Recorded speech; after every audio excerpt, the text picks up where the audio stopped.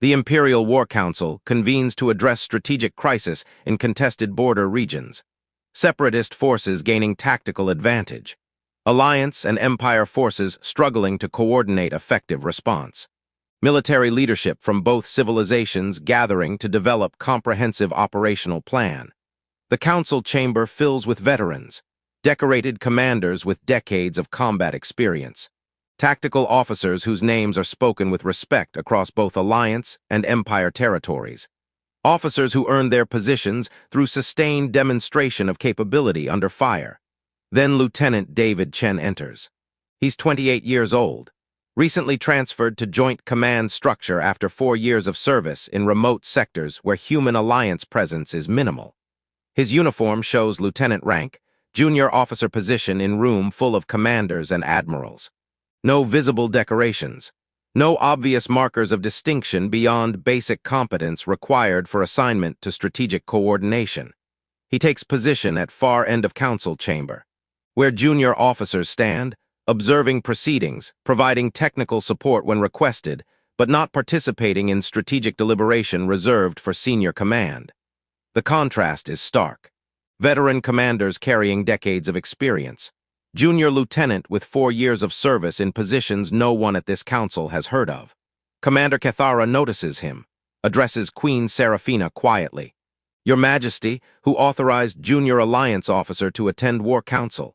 This is strategic planning session requiring senior command participation. Alliance requested his presence, Seraphina responds. Admiral Webb specifically indicated Lieutenant Chen's participation was necessary for comprehensive tactical planning. Necessary, Cathara says skeptically. A lieutenant at Strategic War Council with commanders and admirals. What capability does junior officer possess that warrants inclusion in senior command deliberation? That's what I'm curious about as well, Seraphina admits. Alliance request was unusually insistent that he be present. We'll discover what Admiral Webb believes makes his participation necessary. Lord Vethros addresses the council. We begin with situation assessment. Separatist forces have established tactical advantage across 3 contested sectors. Our conventional response strategies have proven insufficient. We're here to develop unconventional approaches that current situation demands. Various commanders present analysis, separatist tactical patterns, Alliance and Empire force capabilities, geographic and logistical constraints. The discussion is professional, experienced officers examining complex military situation from multiple analytical perspectives. David stands quietly at the far end of chamber, observing without participating, taking no notes, showing no visible reaction to the strategic deliberation occurring around him. After 90 minutes of analysis and preliminary strategic discussion, Lord Vethros addresses tactical planning. We need operational proposals. Commanders, present approaches you believe will address current tactical disadvantage. Several commanders present proposals. Aggressive offense, defensive consolidation, resource reallocation. Each proposal is examined, strengths and weaknesses analyzed, feasibility assessed. Then Commander Cathara, with barely concealed mockery, addresses David. Lieutenant Chen, you've been observing silently. Do you have tactical proposal to offer? Some insight that 4 years of service in remote sectors has provided that decades of command experience hasn't revealed. The question is designed to embarrass, to highlight the absurdity of junior lieutenant being present at Strategic War Council with senior command, to invite David to demonstrate his inexperience by offering naive proposal that veteran officers can dismiss.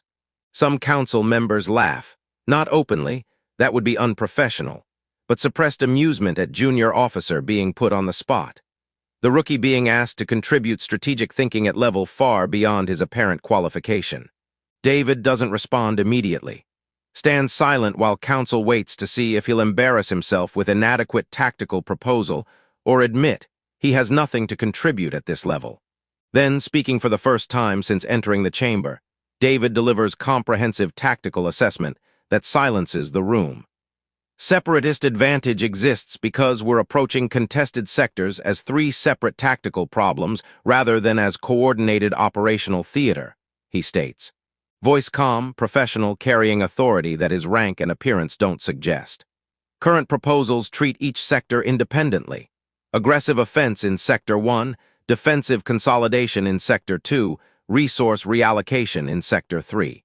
These approaches are individually sound, but collectively inadequate because separatist strategy is unified, while our response is fragmented. He continues without notes, without hesitation, with the particular precision that comes from someone who isn't guessing, but who knows. Separatist forces are using unified command structure, coordinating tactical actions across all three sectors simultaneously. They're creating mutual support between sectors that allows them to maintain advantage even when we achieve local success.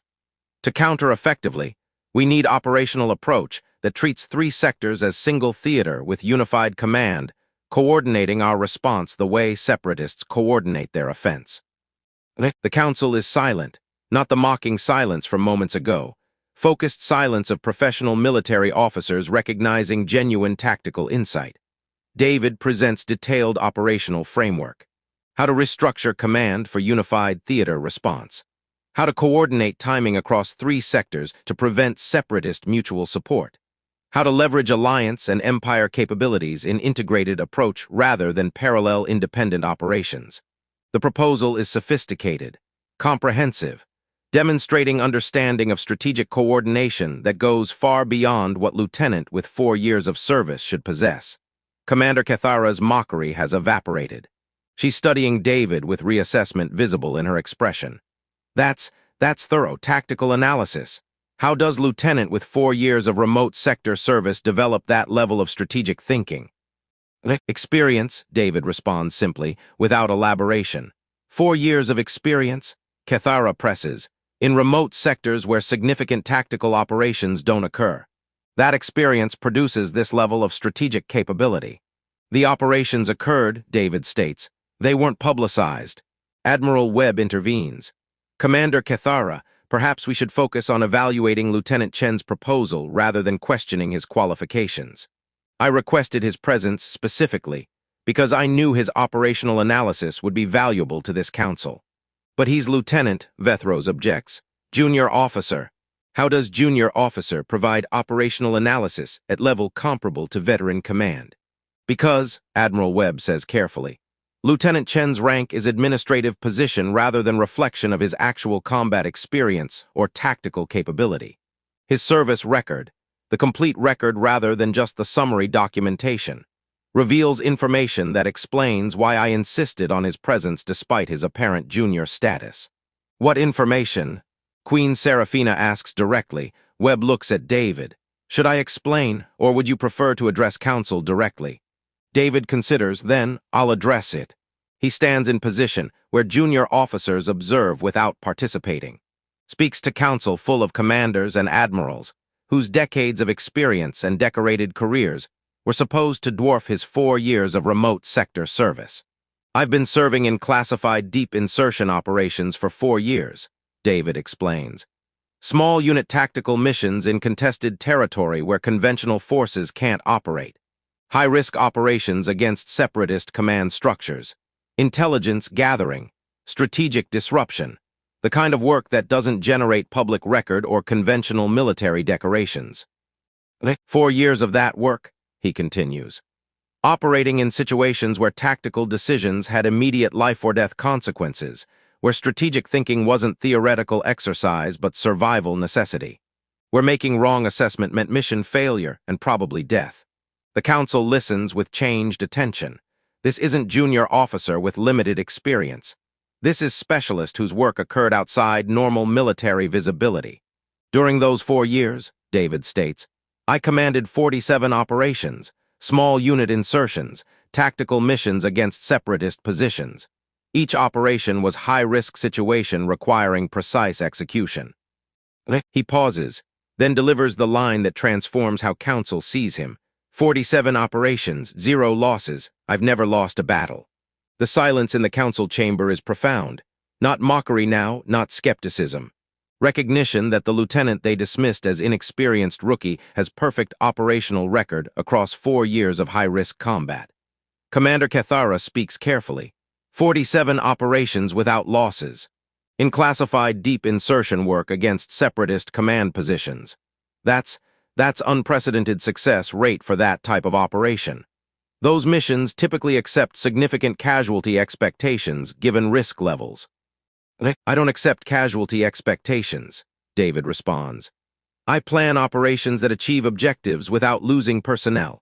That requirement, bringing everyone home, that shapes how I approach tactical planning in ways that conventional operations with expected losses don't.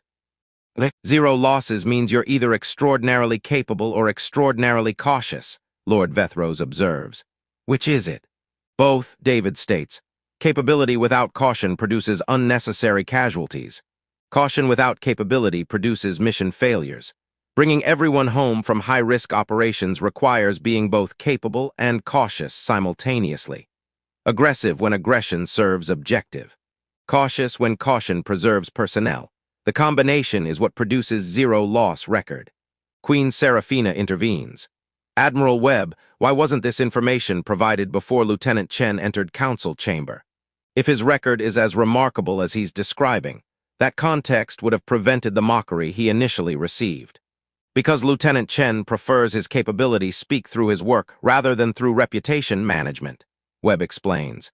When I informed him he'd be attending war council with veteran commanders, he requested that his deep insertion record not be disclosed unless directly relevant to council proceedings. He was willing to be dismissed as inexperienced rookie if that dismissal allowed his tactical analysis to be evaluated on its merits, rather than being weighted by impressive record. That's unusual preference, Serafina observes.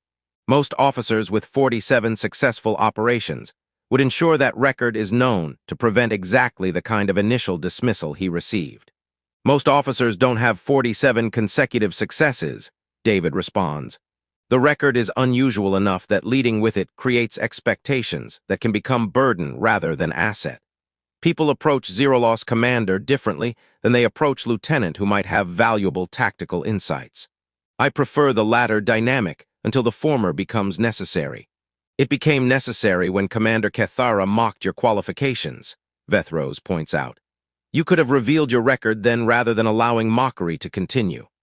The mockery was based on visible rank and apparent experience, David says. Responding with "actually I have perfect operational record" would have been defensive.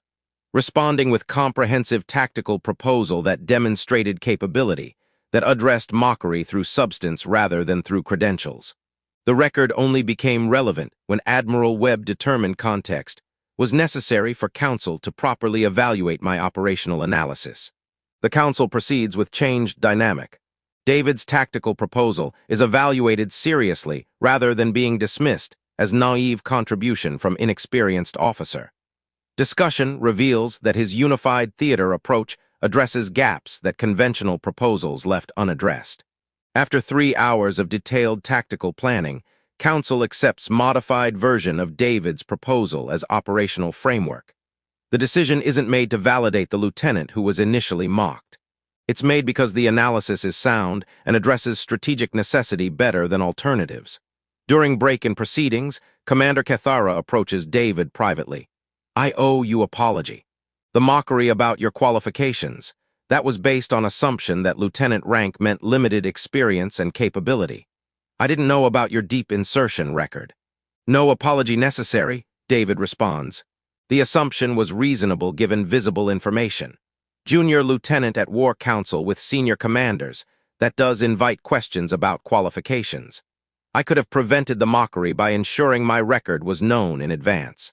I chose not to, which means I accepted that initial skepticism would occur. Why choose that? Kethara asks. Why allow skepticism when revealing record would have prevented it? Because skepticism is useful filter, David explains. Officers who dismiss me based on rank and apparent experience, that reveals something about how they evaluate capability. Officers who reserve judgment and assess my contributions on merit despite apparent inexperience, that reveals something different. The distinction is valuable information about who I'm working with. You were testing us, Kethara realizes. The silence during initial analysis, allowing mockery to develop, waiting to see how council would respond to tactical proposal from apparent rookie, that was assessing whether this council evaluates ideas based on their merit or based on the rank of who presents them. Yes, David confirms. War councils can operate two ways. They can be environments where rank determines which ideas receive serious consideration, or they can be environments where ideas are evaluated based on their merit regardless of who presents them. Your initial mockery suggested the former. Admiral Webb's request for analysis, despite that mockery and council's subsequent serious evaluation of the proposal, that demonstrated the latter. This is council that ultimately evaluates merit despite having members whose initial instinct is to weight ideas by presenters' credentials. That's calculating approach to entering war council, Cathara observes. It's realistic approach, David responds. I'm lieutenant attending council with commanders. My operational success rate gives me credibility I would otherwise lack. But revealing that credibility immediately changes dynamic in ways that don't always serve effective collaboration. Sometimes being underestimated initially allows clearer assessment of who you're working with than being correctly estimated from the beginning. During resumed council proceedings, Queen Serafina addresses the broader implications. Lieutenant Chen's presence and his operational proposal raise question about how Alliance and Empire identify and utilize tactical expertise. We assembled veteran commanders whose decades of experience we assumed positioned them to address current crisis. Lieutenant with 4 years of service presence, proposal more comprehensive than anything veteran command produced. That suggests our selection criteria for strategic. 3 weeks after the War Council, the unified theater operation based on David's proposal launches. Coordinated offensive across 3 contested sectors. Alliance and Empire forces operating under integrated command structure. Timing synchronized to prevent separatist mutual support between sectors. The operation succeeds. Not perfectly, combat never is, but successfully enough that separatist tactical advantage is eliminated and Alliance-Empire forces regain operational initiative. David participates in the operation not as planner, but as tactical commander leading one of the deep insertion units. His operational role returns him to the specialized work where his perfect record was built. The operation he commands, 48th in his career, succeeds without losses, maintains his zero-casualty record while contributing to larger strategic success. After operation concludes, Queen Serafina requests private meeting. Not formal military debriefing, personal conversation about what War Council revealed about how expertise is recognized and utilized. The court laughed at the rookie, Serafina says, mocked the junior lieutenant standing among veteran commanders. Then they learned you had never lost a battle. 47 consecutive successful operations. Perfect record across 4 years of high-risk combat. That revelation that transformed how Council saw you. The transformation was useful for getting proposal properly evaluated, David responds. But the record itself, that's just outcome of approach to tactical planning that prioritizes personnel survival alongside mission success. The number 47 matters less than the principle that produced it. What principle? Serafina asks. That leaders are responsible for people they command, David explains. That responsibility isn't just abstract duty, it's concrete obligation to plan operations that achieve objectives without unnecessary casualties. Zero losses isn't perfect record that happened accidentally. It's intentional result of accepting that bringing everyone home is non-negotiable requirement rather than aspirational goal.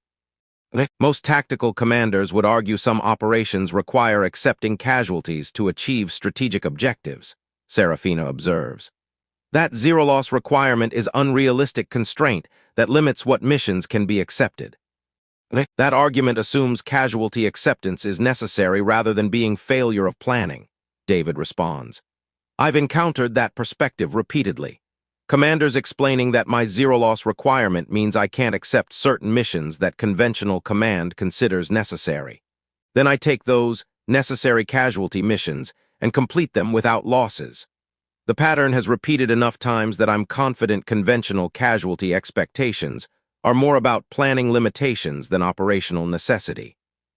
You're arguing that casualties are planning failures, Serafina says. Most casualties are planning failures, David clarifies. Not all. Combat involves genuine unpredictability that even excellent planning can't eliminate. But most expected casualties, the ones commanders accept as necessary costs, Those typically represent planning that prioritized mission success over personnel survival. When you reverse that priority, when you treat personnel survival as equal requirement with mission success rather than as secondary consideration, planning approach changes in ways that usually eliminate expected casualties.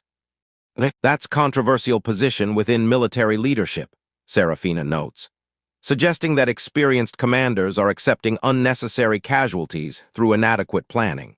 It's controversial, David agrees. It's also why my service has been in specialized operations outside conventional command structures. Conventional military leadership doesn't appreciate junior officer telling veteran commanders that their casualty expectations represent planning failures. The deep insertion work, that's environment where results matter more than hierarchy, where my perfect record gives me credibility to maintain zero-loss requirement despite pressure to accept conventional casualty expectations. Why attend War Council if you know your approach conflicts with conventional command perspectives? Serafina asks, why accept Admiral Webb's request for participation when you knew veteran commanders would be skeptical of junior lieutenant presenting unconventional tactical philosophy? Because Unified Theater proposal wasn't about zero-loss philosophy, David explains. It was about coordination that addresses separatist unified command with our unified response. That proposal is sound regardless of whether Council accepts my position on casualties. Webb requested my participation because he knew I'd see coordination requirement that conventional planning was missing. The perfect record gave me credibility once revealed, but the proposal's merit was independent of that record. But the mockery, Serafina says, the initial dismissal based on your rank and apparent inexperience, that must have been frustrating given your actual capability. It was useful information, David maintains. Council that immediately dismisses junior officer without evaluating his contributions. That would have been council where my participation was unlikely to be productive. Council that ultimately evaluated proposal on merit, despite initial skepticism. That demonstrated environment where good ideas can come from anyone regardless of rank. The temporary mockery was worth enduring to learn which kind of council I was dealing with. 6 months after the War Council, David receives field promotion to captain, recognition of his operational success, and his strategic contribution to unified theater operation. The promotion is smaller than his record might warrant, but reflects conventional military reluctance to rapidly promote officer whose expertise developed outside normal structures. During promotion ceremony, which Queen Serafina attends personally, she addresses what David's presence at War Council represented. 6 months ago, Lieutenant Chen entered War Council where veteran commanders initially dismissed him as inexperienced rookie. Then we learned he had never lost a battle. 47 consecutive successful operations. Perfect record built in shadows while we were awarding decorations to conventional command whose casualty rates he was challenging through his results. The lesson, she continues, isn't just that we should look beyond rank to identify capability. The lesson is that capability develops in multiple environments. Lieutenant Chen's expertise came from specialized work outside conventional military structures. Work that doesn't generate visible decorations or rapid promotion. Work that gets dismissed as 4 years of remote sector service by commanders who don't know that remote sectors are where some of our most demanding operations occur.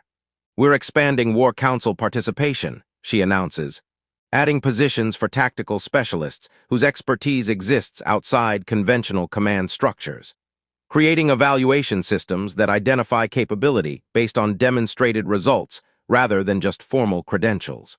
Lieutenant Chen won't be last specialist whose perfect operational record has been invisible to strategic planning because his work occurred in wrong environment to generate conventional recognition.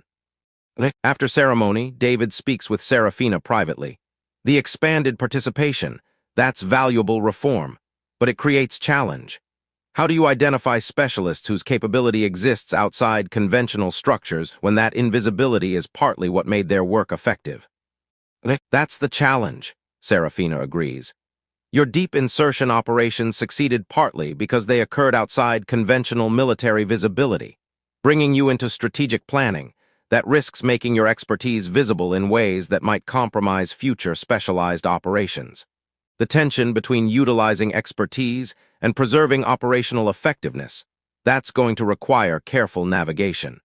It's tension I'm comfortable with, David says. The perfect record means something only if it contributes to larger strategic success. If that contribution requires accepting more visibility than specialized operations typically generate, that's acceptable trade-off.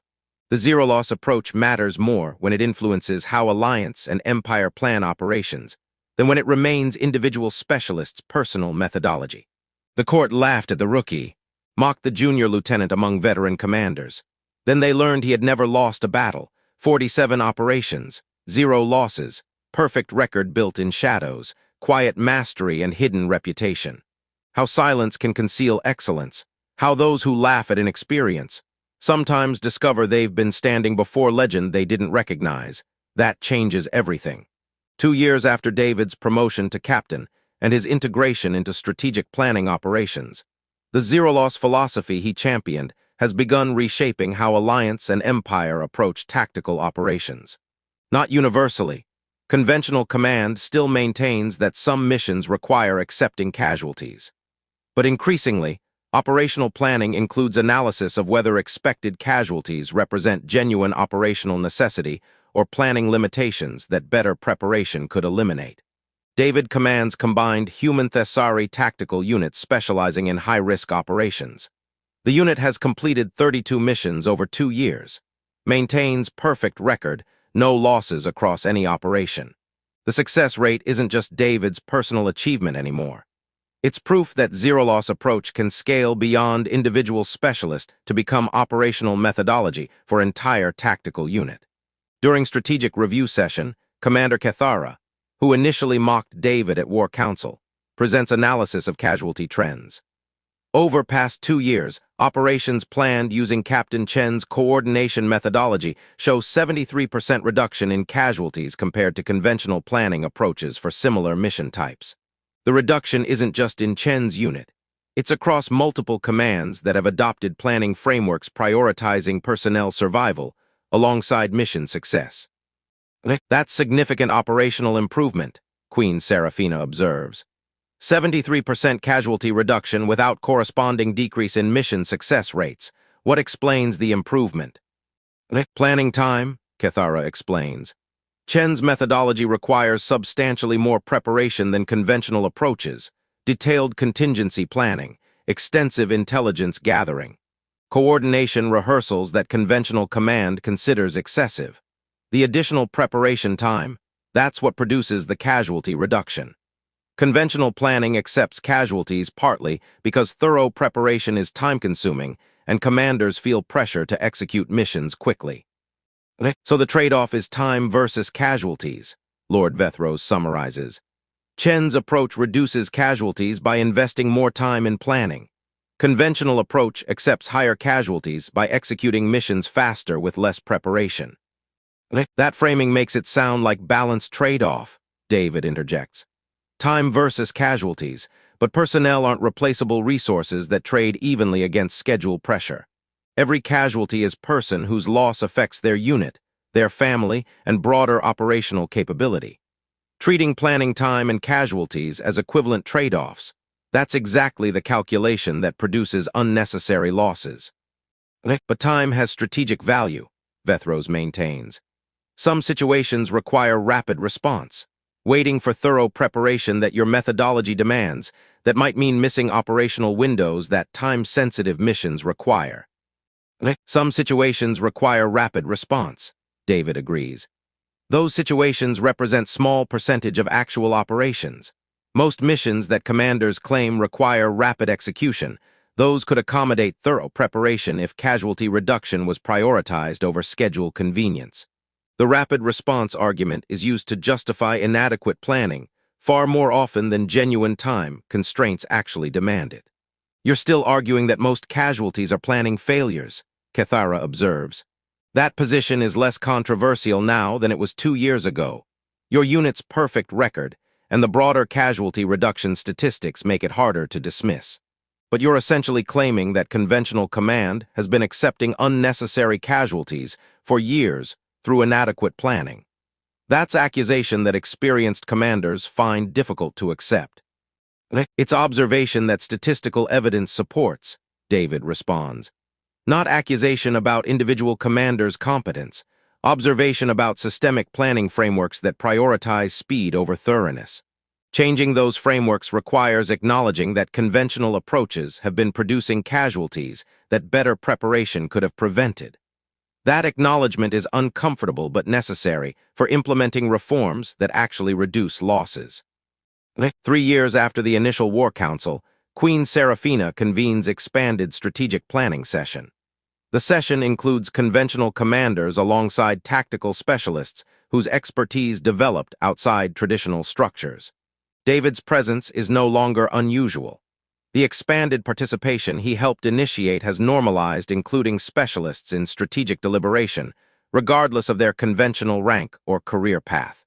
During session, Junior Tactical Officer presents operational proposal. The officer is 26 years old, lieutenant rank, 2 years of specialized service, profile that resembles David's position 3 years ago when he first attended War Council. Some commanders are skeptical. Another lieutenant presenting strategic proposals, one mutters. Are we making this standard practice? We are, Serafina confirms. Lieutenant Reeves has 2-year perfect operational record in specialized reconnaissance operations. 15 consecutive successful missions without losses. Her expertise is relevant to current planning regardless of her rank or limited years of service. We evaluate her proposal based on its merit, not based on conventional credentials she hasn't had time to accumulate. The lieutenant presents proposal confidently. Benefits from David's precedent. She doesn't need to endure mockery before being taken seriously. The council evaluates her analysis professionally from the beginning. After session concludes, David speaks with Lieutenant Reeves privately. 3 years ago, I stood where you stood today. Junior lieutenant presenting strategic proposal to council full of veteran commanders. The difference is I had to endure mockery before being taken seriously. You were evaluated professionally from the start. That change, that's what expanded participation was supposed to achieve. I know what you did, Reeves says. Your War Council appearance is taught in tactical training now. The lieutenant who was mocked until they learned he had never lost a battle. Your perfect record opened doors for specialists like me whose capability exists outside conventional structures. I'm grateful for that precedent. The precedent matters only if it produces systemic change, David responds. If expanded participation just means council tolerates occasional specialist while maintaining conventional bias toward veteran command, that's tokenism rather than reform. What matters is whether councils like today's session are evaluating ideas based on merit regardless of presenters' credentials. Your professional reception suggests that change is happening. 5 years after the initial War Council, David's operational record stands at 112 consecutive successful missions without losses. The number has become almost abstract. The specific count matters less than what it represents. Proof that zero-loss approach is sustainable methodology rather than temporary achievement requiring unsustainable perfectionism. During anniversary conversation with Queen Serafina, they reflect on what the past 5 years have demonstrated. The court laughed at the rookie, Serafina recalls. Mocked the junior lieutenant standing among veteran commanders. Then they learned you had never lost a battle. That revelation transformed how council saw you. But more importantly, it transformed how council evaluates capability. We expanded participation, reformed planning frameworks, reduced casualties by 73% across operations adopting your methodology.